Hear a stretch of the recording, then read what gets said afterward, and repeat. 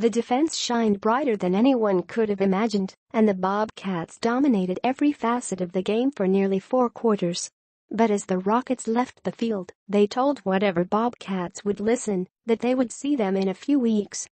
For Pruehs, it was music to his ears.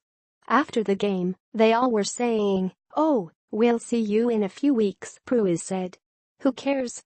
Doesn't matter. We just ran for 400 yards against you, almost." Ohio's rushing attack was more dominant than it had been all season, to the tune of 393 yards rushing, in a 38-10 blowout over preseason MAC favorite Toledo at Peton Stadium on Wednesday night. Everyone knew it was coming. They knew exactly what Ohio was going to do. And the only team supposedly good enough to stop it couldn't do a thing. "It's what we're conditioned for," said Pruehs, Ohio's center. "It's what we love to do. We like to put the game in the offensive line's hands. We have that instinct in us. We want to get down the field, and we want to score. The ground and pound football, they're not used to it." In a game seen by many as the MAC championship game preview, Ohio benefited from a fumble on Toledo's first drive on Ohio's end of the field. From there, it was all over. Ohio rushed for nearly 400 yards against a defense that allowed 164.4 yards per game. Ohio held an offense that averages 39 points and 517.8 yards per game to 10 points and 316 yards. And the Bobcats, over 60 minutes in November, became the team to beat in the MAC.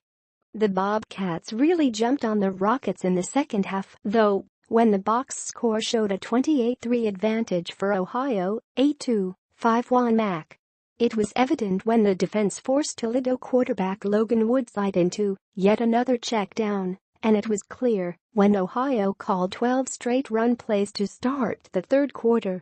There wasn't anything Toledo could do. "We did what we said we were going to do," Pruehs said. "I only say all those things because I believe in our offensive line and I believe in how our offense operates.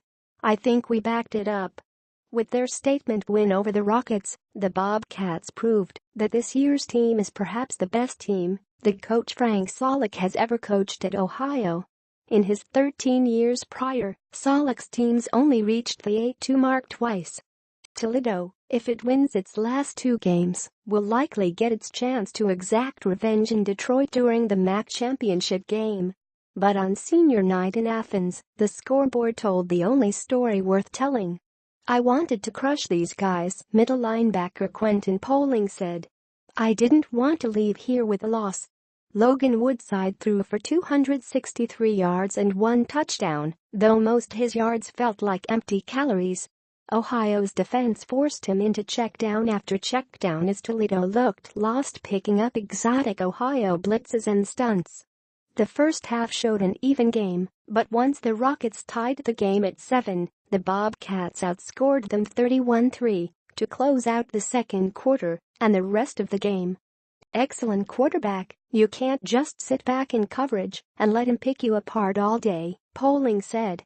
"Get after him, force some throws, let him make some mistakes, and get him on the ground a few times to throw off his rhythm." That's what we did. Coach Jimmy Burrow did a great job defensively. Ohio will still have to win at Akron next week to win the MAC East and punch its ticket to the MAC championship game. That game will carry more meaning than the one Ohio just played in 2.